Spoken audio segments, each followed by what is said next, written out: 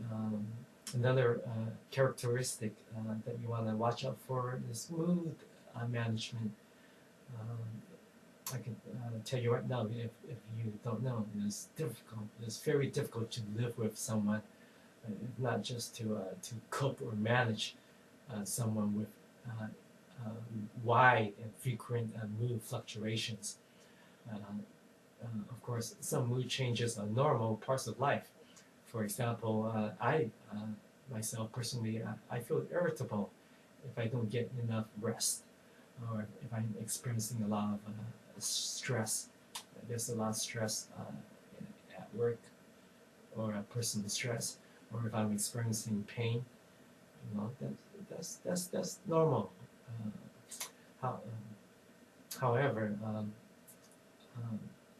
be careful about entering a long-term relationship with someone whose mood fluctuations are very extreme. A general advice that I can give you is that if you're thinking about marriage, a lot of people marry early. For example, they just met someone in 3 months or less, or 6 months or less, and they get married. But be careful, because you really want to give your relationship plenty of time, because what you're looking for is that you want to see each other in the best and the worst of circumstances, before making that decision on marriage. Another important thing that you want to do is consider family background. Um, Remember that in every marriage there are at least 6 people. Of course, there's the wife and the husband, but there are 2 parents of each.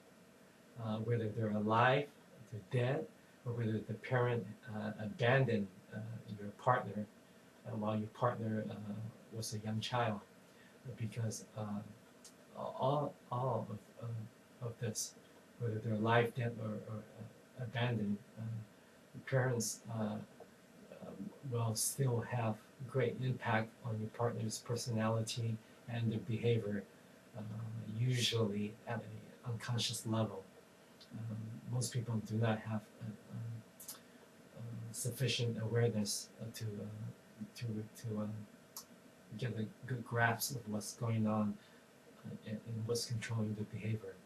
That something in the past is making them do what they are doing now that is not healthy for them.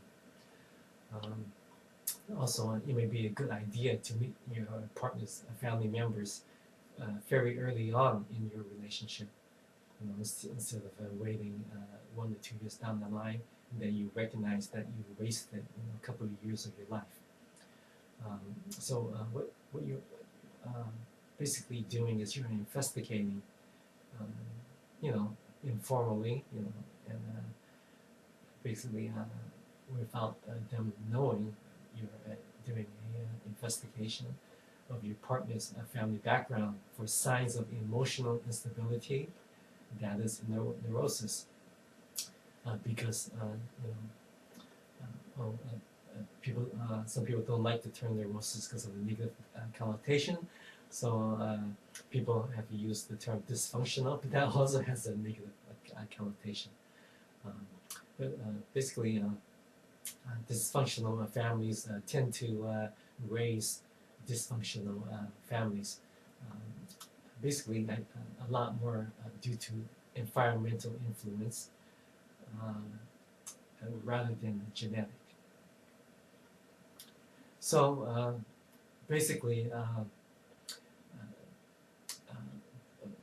I think that's sufficient for this talk here, especially for Valentine's Day.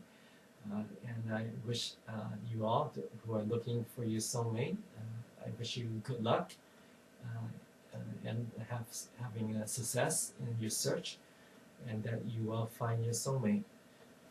I just wanted to make a quick conclusion. Once again, I discussed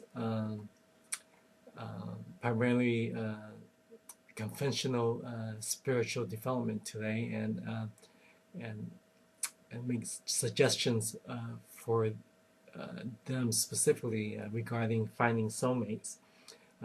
So stage 3 and 4. Now you have substantial derailment in 4A and 3A. Stage 3A have a tendency to get involved in repeated relationships,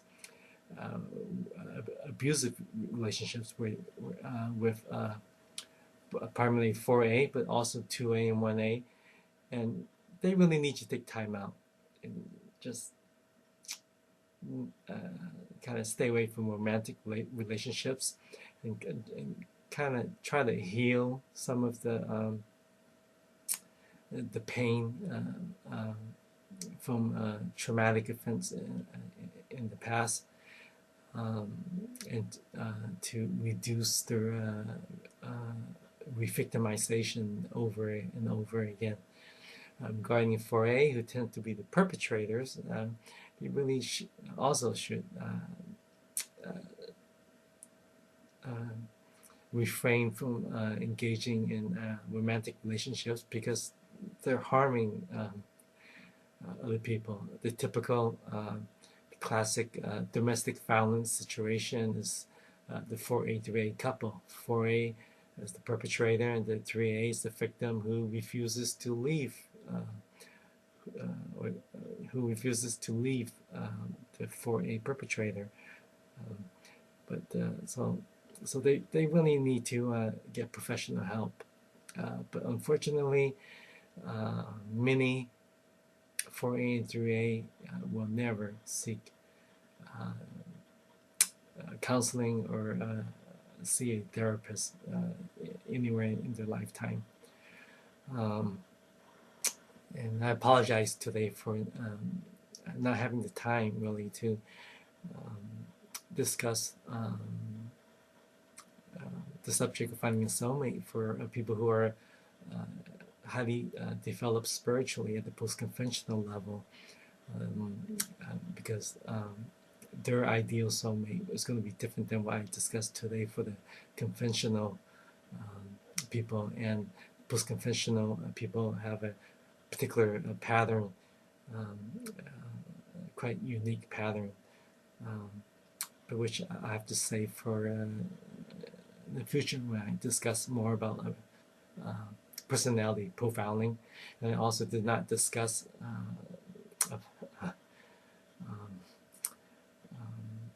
the particular group called pre-conventional spiritual development, that may be best discussed under criminal profiling and maybe personality profiling in the future. So once again, I thank you guys for your time. I hope you guys have a nice day. Goodbye.